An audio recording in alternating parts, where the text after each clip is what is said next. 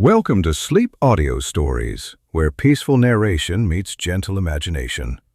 Lay back, relax, and allow your mind to drift into a world of calming stories, soft sounds, and deep rest. Take a slow breath, and let today's story guide you into a peaceful night's sleep. This is Sleep Audio Stories. The story of a disappearance and an appearance. The letters which I now publish were sent to me recently by a person who knows me to be interested in ghost stories. There is no doubt about their authenticity. The paper on which they are written, the ink, and the whole external aspect put their date beyond the reach of question. The only point which they do not make clear is the identity of the writer. He signs with initials only, and as none of the envelopes of the letters are preserved, the surname of his correspondent, obviously a married brother, is as obscure as his own. No further preliminary explanation is needed, I think. Luckily, the first letter supplies all that could be expected. Letter 1. Great Christhall, December the 22nd, 1837. My dear Robert, it is with great regret for the enjoyment I am losing, and for a reason which you will deplore equally with myself, that I write to inform you that I am unable to join your circle for this Christmas. But you will agree with me that it is unavoidable when I say that I have, within these few hours, received a letter from Mrs. Hunt at B. to the effect that our Uncle Henry has suddenly and mysteriously disappeared, and begging me to go down there immediately and join the search that is being made for him. Little as I, or you either, I think, have ever seen of Uncle, I naturally feel that this is not a request that can be regarded lightly, and accordingly I propose to go to B. by this afternoon's mail, reaching it late in the evening. I shall not go to the rectory, but put up at the King's Head, and to which you may address letters. I enclose a small draft, which you will please make use of for the benefit of the young people. I shall write to you daily, supposing me to be detained more than a single day, what goes on, and you may be sure, should the business be cleared up in time to permit of my coming to the manor after all, I shall present myself. I have but a few minutes at disposal. With cordial greetings to you all, and many regrets, believe me, your affectionate brother, W.R. Letter 2. King's Head, December the 23rd, 37. My dear Robert, in the first place, there is as yet no news of Uncle H, and I think you may finally dismiss any idea, I won't say hope, that I might, after all, turn up for Christmas. However, my thoughts will be with you, and you have my best wishes for a really festive day. Mind that none of my nephews or nieces expend any fraction of their guineas on presents for me. Since I got here, I have been blaming myself for taking this affair of Uncle H too easily. From what people here say, I gather that there is very little hope that he can still be alive. But whether it is accident or design that carried him off, I cannot judge. The facts are these. On Friday the 19th, he went as usual shortly before 5 o'clock to read evening prayers at the church, and when they were over, the clerk brought him a message, in response to which he set off to pay a visit to a sick person at an outlying cottage, the better part of 2 miles away. He paid the visit and started on his return journey at about 6:30. This is the last that is known of him. The people here are very much grieved at his loss. He had been here many years, as you know, and though, as you also know, he was not the most genial of men, and had more than a little of the martinet in his composition, he seems to have been active in good works and unsparing of trouble to himself. Poor Mrs. Hunt, who has been his housekeeper ever since she left Woodley, is quite overcome. It seems like the end of the world to her. I am glad that I did not entertain the idea of taking quarters at the rectory, and I have declined several kindly offers of hospitality from people in the place, preferring as I do to be independent, and finding myself very comfortable here. You will, of course, wish to know what has been done in the way of inquiry and search. First, nothing was to be expected from investigation at the rectory, and, to be brief, nothing has transpired. I asked Mrs. Hunt, as others had done before, whether there was either any unfavourable symptom in her master, such as might portend a sudden stroke or attack of illness, or whether he had ever had reason to apprehend any such thing. But both she and also his medical man were clear that this was not the case. He was quite in his usual health. In the second place, naturally, ponds and streams have been dragged, and fields in the neighbourhood which he is known to have visited last have been searched without result.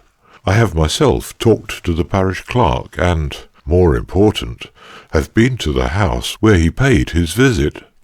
There can be no question of any foul play on these people's part. The one man in the house is ill in bed and very weak. The wife and the children, of course, could do nothing themselves, nor is there the shadow of a probability that they or any of them should have agreed to decoy poor Uncle H. out in order that he might be attacked on the way back.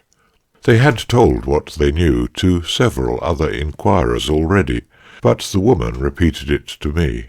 The rector was looking just as usual. He wasn't very long with the sick man. He ain't, she said, like some what has a gift in prayer. But there, if we was all that way, however would the chapel people get their living? He left some money when he went away, and one of the children saw him cross the stile into the next field. He was dressed as he always was, wore his bands. I gather he is nearly the last man remaining who does so, at any rate in this district. You see, I am putting down everything. The fact is that I have nothing else to do, having brought no business papers with me, and moreover it serves to clear my own mind, and may suggest points which have been overlooked. So I shall continue to write all that passes, even to conversations if need be. You may read or not as you please, but pray keep the letters. I have another reason for writing so fully, but it is not a very tangible one. You may ask if I have myself made any search in the fields near the cottage. Something, a good deal, has been done by others, as I mentioned, but I hope to go over the ground tomorrow. Bow Street has now been informed, and will send down by tonight's coach, but I do not think they will make much of the job. There is no snow, which might have helped us. The fields are all grass. Of course, I was on the qui-vive for any indication today, both going and returning, but there was a thick mist on the way back, and I was not in trim for wandering about unknown pastures, especially on an evening when bushes looked like men, and a cow lowing in the distance might have been the last trump. I assure you, if Uncle Henry had stepped out from among the trees in a little copse which borders the path at one place, carrying his head under his arm, I should have been very little more uncomfortable than I was. To tell you the truth, I was rather expecting something of the kind. But I must drop my pen for the moment. Mr. Lucas, the curate, is announced. Later. Mr. Lucas has been and gone, and there is not much beyond the decencies of ordinary sentiment to be got from him. I can see that he has given up any idea that the rector can be alive, and that, so far as he can be, he is truly sorry. I can also discern that, even in a more emotional person than Mr. Lucas, Uncle Henry was not likely to inspire strong attachment. Besides Mr. Lucas, I have had another visitor in the shape of my Boniface, mine host of the King's Head, who came to see whether I had everything I wished, and who really requires the pen of a Boz to do him justice. He was very solemn and weighty at first. "Well, sir," he said, "I suppose we must bow our head beneath the blow, as my poor wife had used to say. So far as I can gather, there's been neither hide nor yet hair of our late respected incumbent scented out as yet. Not that he was what the Scripture terms a hairy man in any sense of the word." I said as well as I could that I supposed not, but could not help adding that I had heard he was sometimes a little difficult to deal with. Mr. Bowman looked at me sharply for a moment, and then passed in a flash from solemn sympathy to impassioned declamation. "When I think," he said, "of the language that man see fit to employ to me in this here parlour over no more a matter than a cask of beer, such a thing as I told him might happen any day of the week to a man with a family, though as it turned out he was quite under a mistake, and that I knew at the time, only I was that shocked to hear him, I couldn't lay my tongue to the right expression." He stopped abruptly and eyed me with some embarrassment. I only said, "Dear me, I'm sorry to hear you had any little differences. I suppose my uncle will be a good deal missed in the parish?" Mr. Bowman drew a long breath. "Oh, yes," he said, "your uncle. You'll understand me when I say that for the moment it has slipped my remembrance that he was a relative, and natural enough, I must say, as it should, for as to you bearing any resemblance to him, the notion of any such a thing is clean ridiculous. All the same, and I have bore it in my mind, you'll be among the first to feel, I'm sure, as I should have abstained my lips, or rather I should not have abstained my lips with no such reflections." I assured him that I quite understood, and was going to have asked him some further questions, but he was called away to see after some business. By the way, you need not take it into your head that he has anything to fear from the inquiry into poor Uncle Henry's disappearance, though no doubt in the watches of the night it will occur to him that I think he has, and I may expect explanations tomorrow. I must close this letter. It has to go by the late coach. Letter 3. December the 25th, 37. My dear Robert, this is a curious letter to be writing on Christmas Day, and yet, after all, there is nothing much in it. Or there may be. You shall be the judge. At least, nothing decisive. The Bow Street men practically say that they have no clue. The length of time and the weather conditions have made all tracks so faint as to be quite useless. Nothing that belonged to the dead man, I'm afraid no other word will do, has been picked up. As I expected, Mr. Bowman was uneasy in his mind this morning.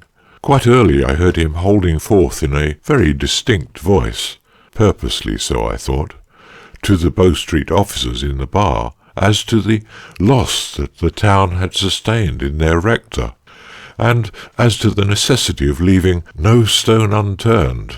He was very great on this phrase, in order to come at the truth. I suspect him of being an orator of repute at convivial meetings. When I was at breakfast he came to wait on me, and took an opportunity when handing a muffin to say in a low tone, "I hope, sir, you recognise as my feelings towards your relative is not actuated by any taint of what you may call malignity. You can leave the room, Eliza. I'll see the gentleman has all he requires with my own hands. I ask your pardon, sir, but you must be well aware a man is not always master of himself, and when that man has been hurt in his mind by the application of expressions which I will go so far as to say had not ought to have been made use of." His voice was rising all this time, and his face growing redder. "No, sir, and here, if you will permit of it, I should like to explain to you in a very few words the exact state of the bone of contention. This cask, I might more truly call it a firkin of beer." I felt it was time to interpose, and said that I did not see that it would help us very much to go into that matter in detail. Mr. Bowman acquiesced and resumed more calmly. "Well, sir, I bow to your ruling, and, as you say, be that here or be it there, it don't contribute a great deal, perhaps, to the present question. All I wish you to understand is that I am prepared, as you are yourself, to lend every hand to the business we have afore us, and as I took the opportunity to say as much to the officers not 3/4 of an hour ago, to leave no stone unturned as may throw even a spark of light on this painful matter." In fact, Mr. Bowman did accompany us on our exploration, but though I am sure his genuine wish was to be helpful, I am afraid he did not contribute to the serious side of it. He appeared to be under the impression that we were likely to meet either Uncle Henry or the person responsible for his disappearance, walking about the fields, and did a great deal of shading his eyes with his hand and calling our attention, by pointing with his stick, to distant cattle and labourers. He held several long conversations with old women whom we met, and was very strict and severe in his manner, but on each occasion returned to our party, saying, "Well, I find she don't seem to have no connection with this sad affair. I think you may take it from me, sir, as there's little or no light to be looked for from that quarter, not without she's keeping something back intentional." We gained no appreciable result, as I told you at starting. The Bow Street men have left the town, whether for London or not, I am not sure. This evening I had company in the shape of a bagman, a smartish fellow. He knew what was going forward, but though he has been on the roads for some days about here, he had nothing to tell of suspicious characters, tramps, wandering sailors, or gypsies. He was very full of a capital Punch and Judy show he had seen this same day at W., and asked if it had been here yet, and advised me by no means to miss it if it does come. The best Punch and the best Toby dog, he said, he had ever come across. Toby dogs, you know, are the last new thing in the shows. I have only seen one myself, but before long all the men will have them. Now, why, you will want to know, do I trouble to write all this to you? I am obliged to do it, because it has something to do with another absurd trifle, as you will inevitably say, which, in my present state of rather unquiet fancy, nothing more perhaps, I have to put down.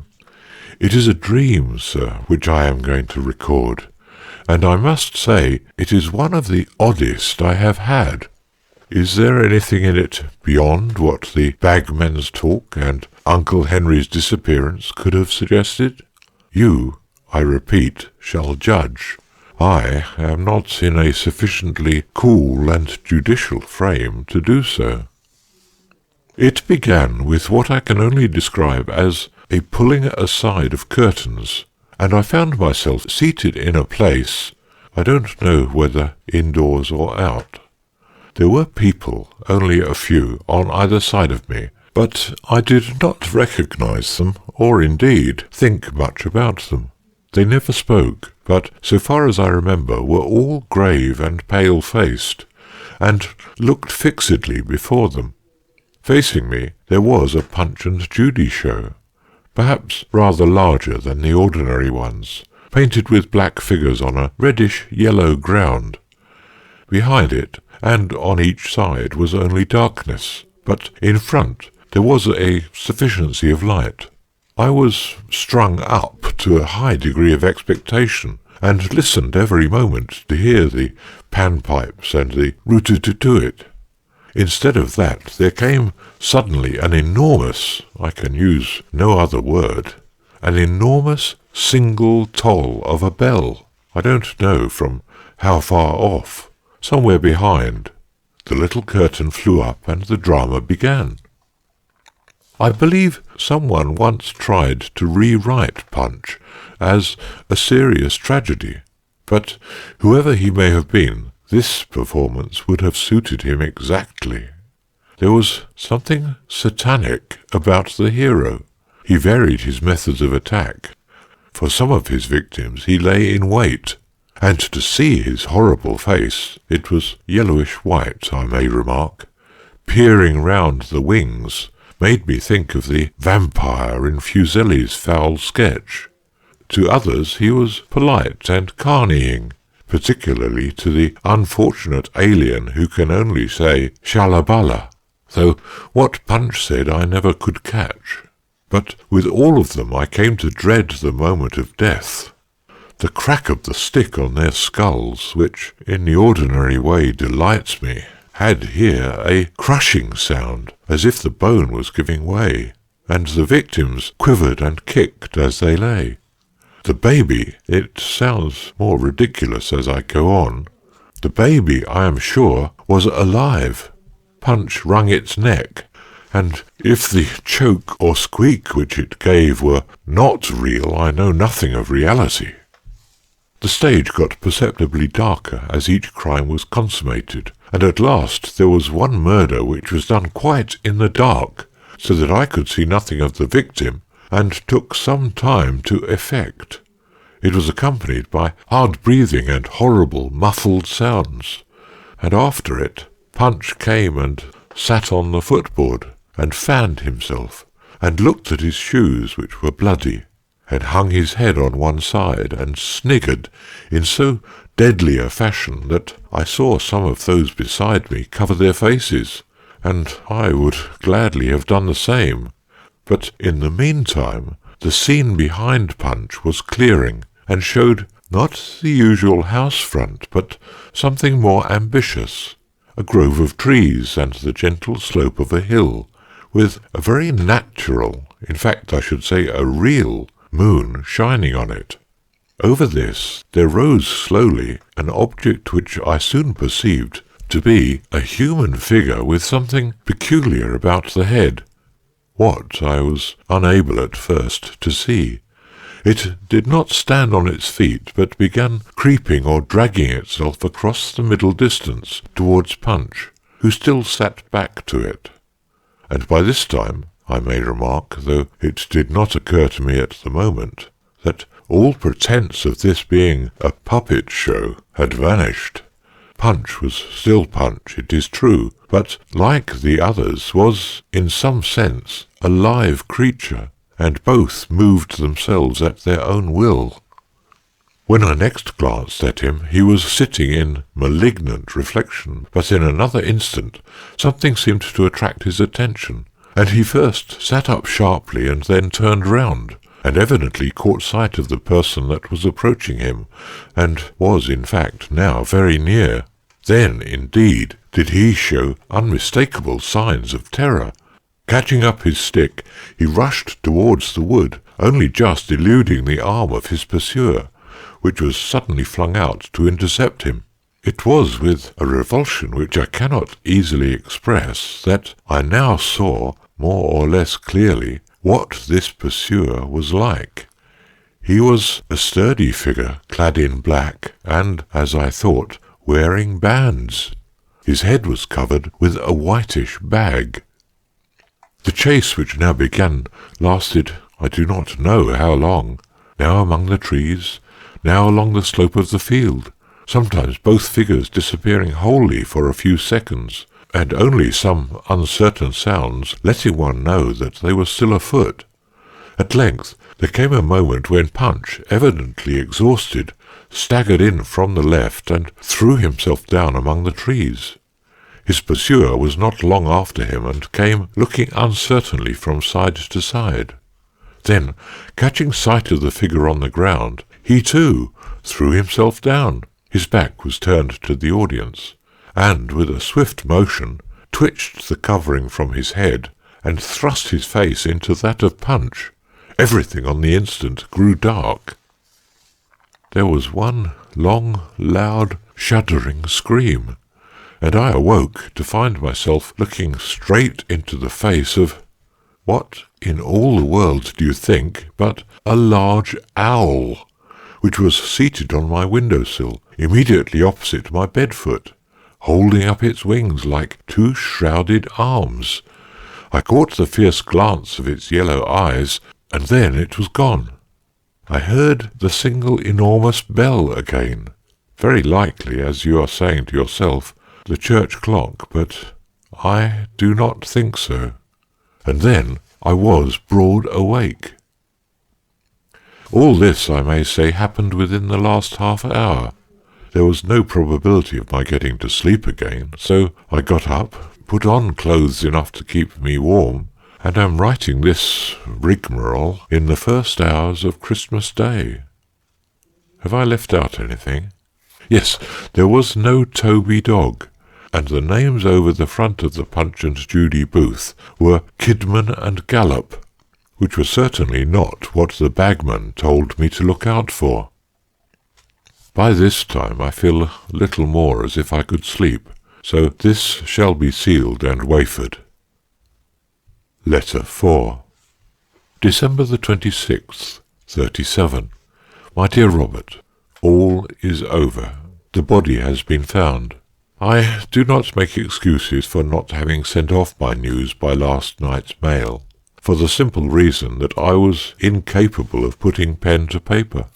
The events that attended the discovery bewildered me so completely that I needed what I could get of a night's rest to enable me to face the situation at all. Now I can give you my journal of the day, certainly the strangest Christmas day that ever I spent, or am likely to spend. The first incident was not very serious. Mr. Bowman had, I think, been keeping Christmas Eve and was a little inclined to be captious. At least, he was not on foot very early, and, to judge from what I could hear, neither men nor maids could do anything to please him. The latter were certainly reduced to tears, nor am I sure that Mr. Bowman succeeded in preserving a manly composure.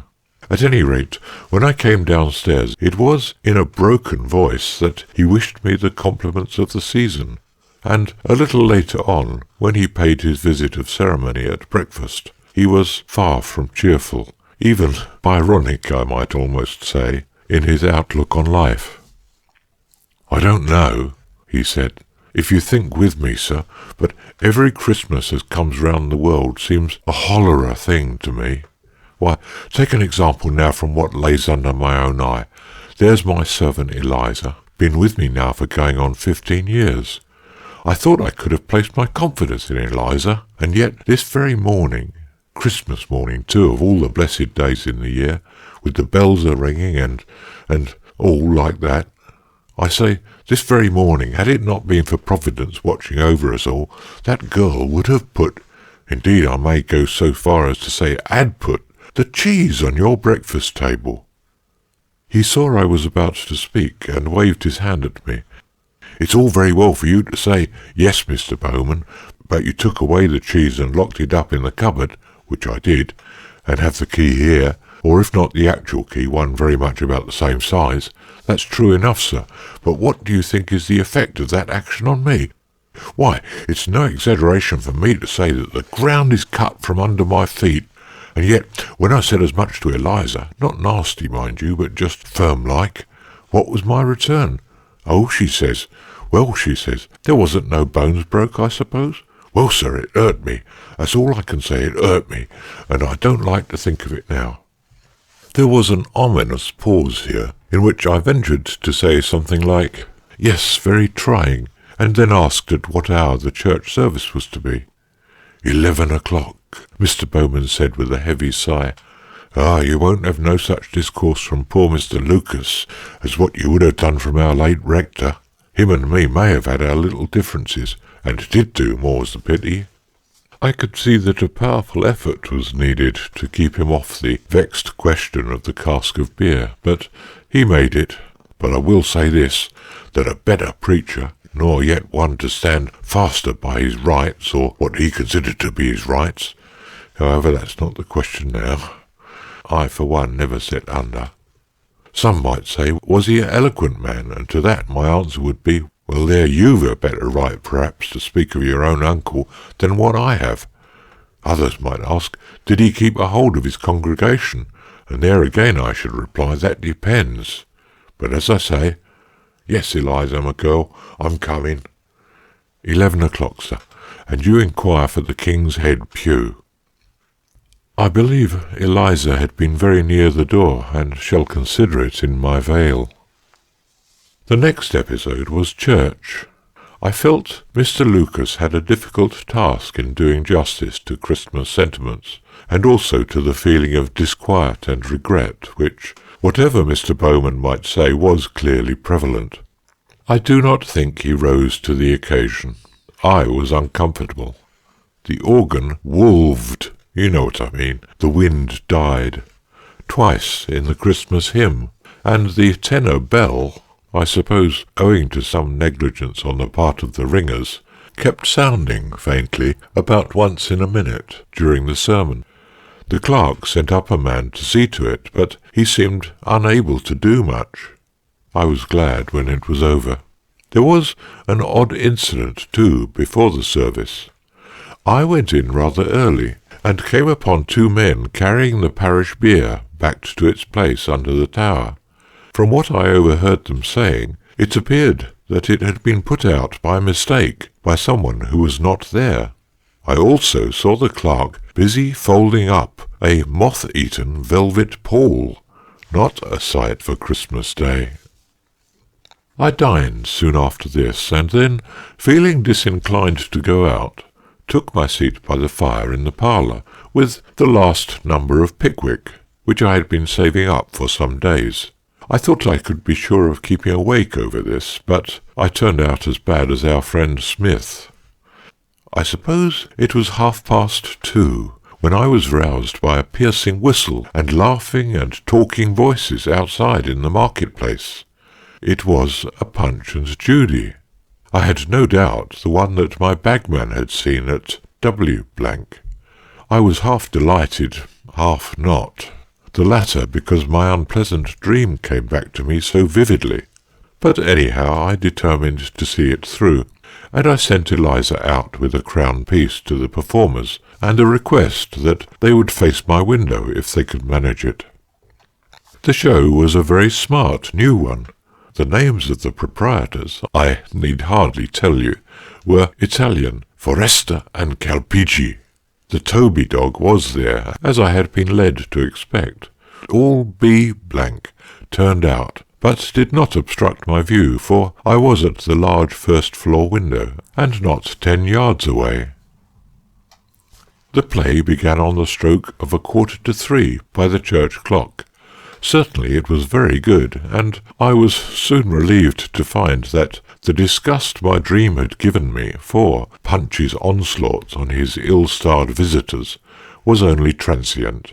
I laughed at the demise of the turncock, the foreigner, the beadle, and even the baby. The only drawback was the Toby dogs developing a tendency to howl in the wrong place. Something had occurred, I suppose, to upset him, and something considerable, for I forget exactly at what point he gave a most lamentable cry, leapt off the footboard, and shot away across the market-place and down a side street. There was a stage wait, but only a brief one. I suppose the men decided that it was no good going after him, and that he was likely to turn up again at night. We went on. Punch dealt faithfully with Judy, and in fact with all comers. And then came the moment when the gallows was erected, and the great scene with Mr. Ketch was to be enacted. It was now that something happened of which I can certainly not yet see the import fully. You have witnessed an execution, and know what the criminal's head looks like with the cap on. If you are like me, you never wish to think of it again, and I do not willingly remind you of it. It was just such a head as that I, from my somewhat higher post, saw in the inside of the show-box. But at first the audience did not see it. I expected it to emerge into their view, but instead of that there slowly rose for a few seconds an uncovered face, with an expression of terror upon it, of which I have never imagined the like. It seemed as if the man, whoever he was being forcibly lifted, with his arms somehow pinioned or held back, towards the little gibbet on the stage. I could just see the night-capped head behind him. Then there was a cry and a crash. The whole showbox fell over backwards. Kicking legs were seen among the ruins, and then 2 figures, as some said, I can only answer for one, were visible running at top speed across the square and disappearing in a lane which leads to the fields. Of course, everybody gave chase. I followed, but the pace was killing, and very few were literally, at the death. It happened in a chalk pit. The man went over the edge quite blindly and broke his neck. They searched everywhere for the other, until it occurred to me to ask whether he had ever left the marketplace. At first, everyone was sure that he had, but when we came to look, he was there, under the showbox, dead too. But in the chalk pit it was that poor Uncle Henry's body was found, with a sack over the head, the throat horribly mangled. It was a peaked corner of the sack sticking out of the soil that attracted attention. I cannot bring myself to write in greater detail. I forgot to say the men's real names were Kidman and Gallop. I feel sure I have heard them, but no one here seems to know anything about them. I am coming to you as soon as I can after the funeral. I must tell you when we meet what I think of it all.